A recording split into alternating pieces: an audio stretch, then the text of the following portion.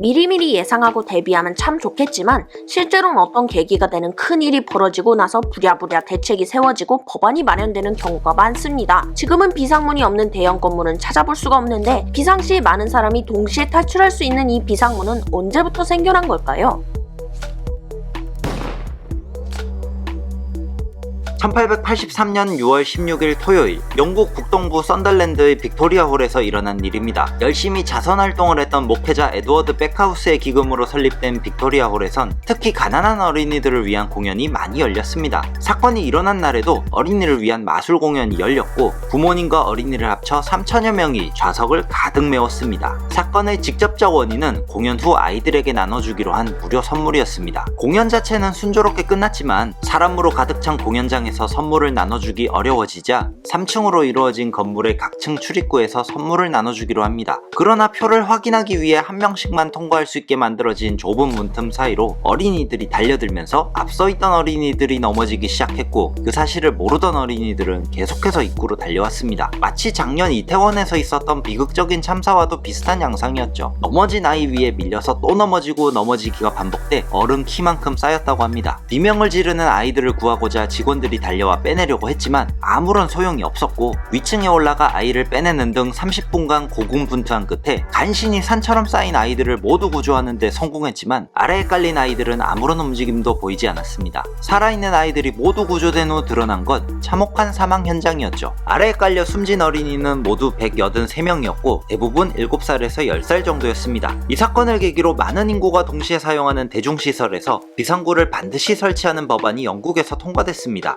이 법은 대형 시설에서 바깥으로 열리며 안쪽에서 잠금을 풀 수 있는 비상구를 최소한 일정 수 이상 만들도록 강제하고 있습니다. 그리고 다른 국가에서도 이런 법이 생겨났죠. 하지만 이것만으로 대형 참사를 막기엔 역부족이었나 봅니다. 구독해주세요. 1903년 12월 30일 미국 일리노이주 시카고의 이로쿼이 극장에서는 뮤지컬 공연이 열렸습니다. 시카고는 1871년 10월 8일부터 10일까지 대화재가 일어나 도시의 상당 부분이 파괴되고 300여 명의 주민이 사망한 역사가 있습니다. 그렇기에 이로쿼이 극장은 처음 지어질 때부터 막대한 자본을 들여 화려하면서도 안전에 많은 신경을 썼습니다. 아니 적어도 그렇게 홍보했습니다. 27개나 되는 비상구와 현재는 발암물질이라 절대 쓸 수 없지만 당시엔 뛰어난 방화제였던 성면도 내장재로 쓰였죠. 신문에도 화재에 안전하다고 홍보하는 등 20세기 빠르게 성장하는 공연 산업을 위한 완벽한 공연장으로 보였습니다. 1602석 규모로 개관한 이 극장에서 연말 연휴를 맞아 푸른 수염의 사나이를 관람하기 위해 2천여 명의 관객이 몰렸습니다. 좌석보다 훨씬 많은 관객이 있었으니 좌석에 앉지 못한 사람은 통로마다 빼곡히 서서 공연을 봐야 했죠. 그러나 이때 무대를 비추는 조명의 전기 배선에서 불꽃이 일며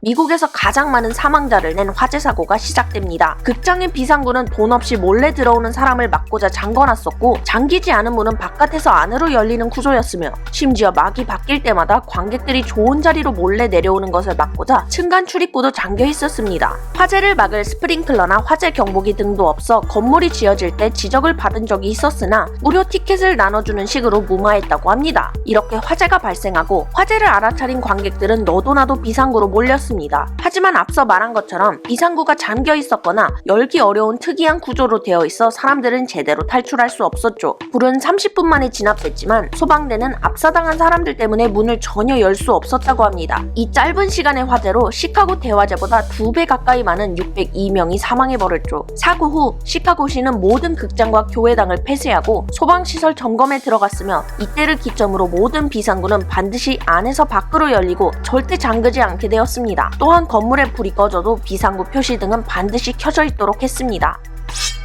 이후에도 스코틀랜드 호그머나이의 한 극장에서 화재로 71명의 어린이가 사망하는 등 사고가 끊이지 않았습니다. 지금처럼 쉽게 열 수 있는 비상구가 대대적으로 마련되기 이전이라 그런 점도 있지만 패닉바가 아직 등장하지 않아서이기도 합니다. 아쉽게도 한국엔 패닉바가 설치된 건물이 아주 흔하진 않은데 패닉바란 이렇게 바 형태의 문 손잡이를 말합니다. 크래시바로도 불리며 이름처럼 급히 달려와 몸으로 부딪히든 손으로 살짝 누르든 아주 쉽게 문이 열리는 구조로 되어 있습니다. 중요한 발명을 한 근대인물 치곤 그리 잘 알려지지 않은 로버트 A. 브릭스라는 사람이 있습니다. 1868년 태어난 그는 기계공학을 공부했던 학생이기도 했고 2년간 토목공학 수습생으로도 진행 경력이 있습니다. 화재 사고를 지켜본 게 직접적인 원인일지는 알 수 없으나 그는 1891년 극장과 공공시설을 위한 개선된 빗장과 잠금장치라는 이름으로 특허를 냅니다. 이것이 바로 당시 처음 고안된 패닉볼트이며 이것이 발전해 현재의 패닉바가 되었습니다. 이후 1892년 개장한 뉴 엠파이어 극장에 이 장치가 바로 적용되었고 1911년 공연 도중 횃불을 쓰다 무대 휘장에 불이 붙으며 화재가 발생해 백스테이지에서는 사망자가 생겼으나 2,000에서 3,000명으로 추산되는 관객은 비상대피에 관한 어떤 것도 안내받지 못했으나 잠기지 않은 비상구와 패닉볼트 덕에 무사히 탈출할 수 있었습니다. 어찌 보면 전쟁을 통해 발전한 세계처럼 안전과 관련한 역사도 사실상 피해 역사나 다름없는 부분이 많습니다. 겪어보니 이런 게 필요했었네 하며 안타깝게도 뒤늦게 깨닫는 경우가 많죠. 우리 주변의 다른 안전과 관련된 피로 만들어진 다른 역사는 무엇이 있을지 다음 편에도 이어서 알아보겠습니다. 극장에서는 뮤지컬 공연이 열렸습니다. 열러. 어영이 해라 맞아버리나. 잘했어 잘못했어. 반성은 못할 망정. 뭔지 모르겠지. 잘했어 잘못했어. 일단 잘못이셔. 응. 거꾸로 매달아버린다. 진짜 얻어맞았다. 얻어맞으다.